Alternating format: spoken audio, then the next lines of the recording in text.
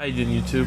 I just got back from the Nats in Tennessee, Nashville. Today's Tuesday. I got back this morning around 3 a.m. I went to work after I fell asleep. I got back, I took a nap, and so now I'm just gonna go over the deck list we played as a group. My friends and I made the deck. Tej Trivedi came up with the premise of the deck, which was Fiend Griefing and double Farfa in the deck, right around ARG Edison. And we kept the deck like on the down low until Nationals because we wanted to see if it can, really make waves and all. And the day of Nationals, it transformed a lot. So I'll explain the deck, or I'll show the deck real quick and then go through how I did and all. It's 4 hand traps, it's 2 Maxi, 2 Drone Lockbird, double Shirt, it's double Farfa, Djinn, and Armageddon Knight, 6 Jews, and it's double Cloud, double Brio, Trish, triple Unicorn, triple Valk. For the spells, it's 6 Mirrors, double Shared Ride, double Rhoda, Raigeki, Book, Vanity, and the traps is Vanity, or Prep, It's Vanity and double Griefing.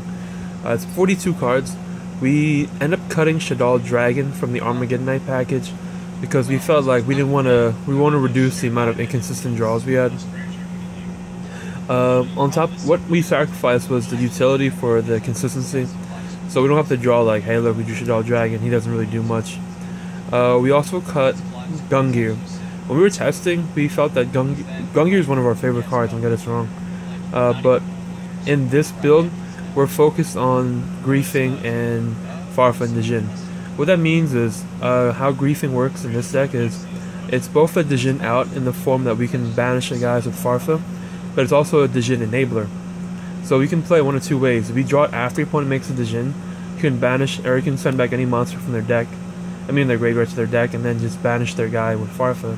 If you draw it before they make the Djinn, you can chain it to, say, a Cycle or Mirror, and hit whatever card they're trying to do, and then send your Djinn, so you can make your guys faster.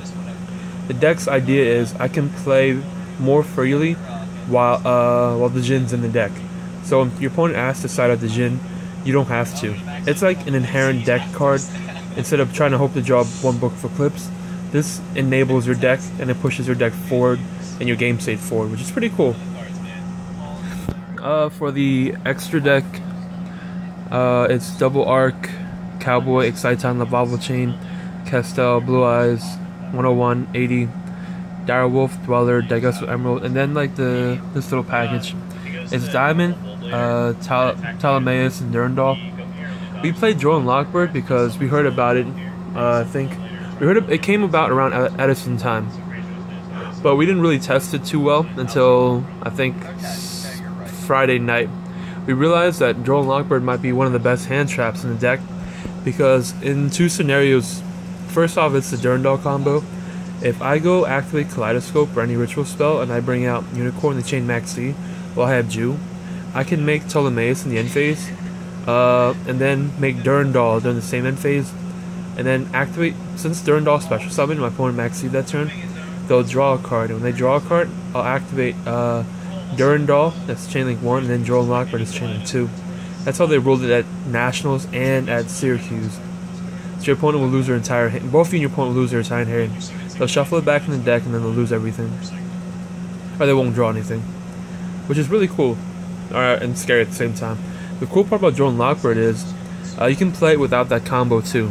So if you go second and you open Drone Lockbird and your opponent opens, and you have a very good hand, and your opponent summons Jew and they search anything, you can activate Drone Lockbird right there. And you can potentially OTK through a 1400 Jew. Or if they go Jew, grab Brio, ditch Brio, add like say Valk, you can tribute or you can send this, and then they're stuck not being able to bring out a Valk with value, or because Valk can't tribute anymore.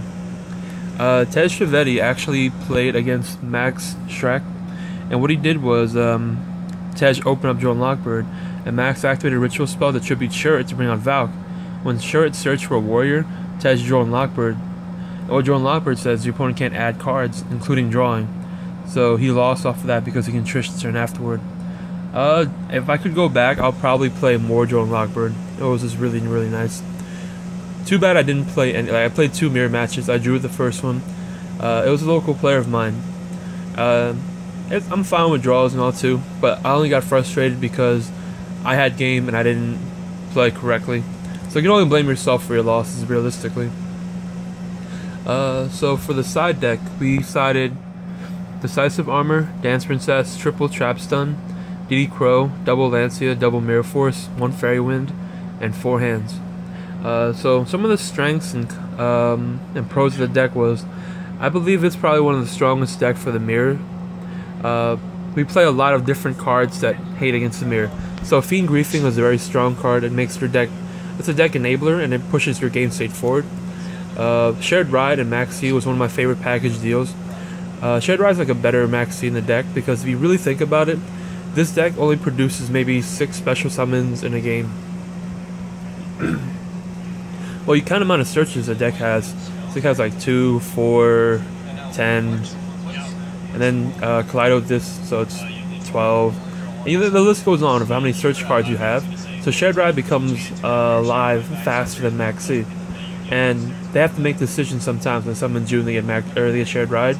It's sort of like Joe and Lockbird, except your opponent has a decision to make. Well, Maxi, you can play a card, and if you kind of get used to it, you just play straight to Valk first and then Unicorn afterwards, so your opponent doesn't really get maximum value out of their cards. So, I believe the strengths were it's a very strong mirror match, but the cons were I played a lot of Ritual Beast and played a lot of Burning Abyss.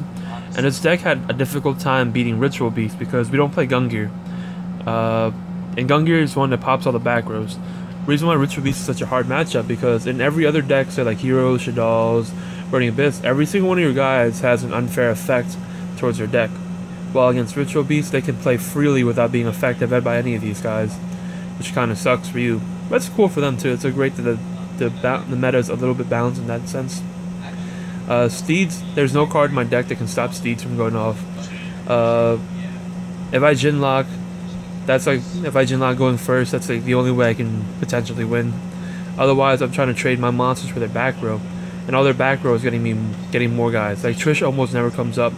If it does, my opponent has to either draw really bad or like they're just not the best player. So I ended up drawing with 1 Ritual Beast and I ended up losing to another. With Burning Abyss,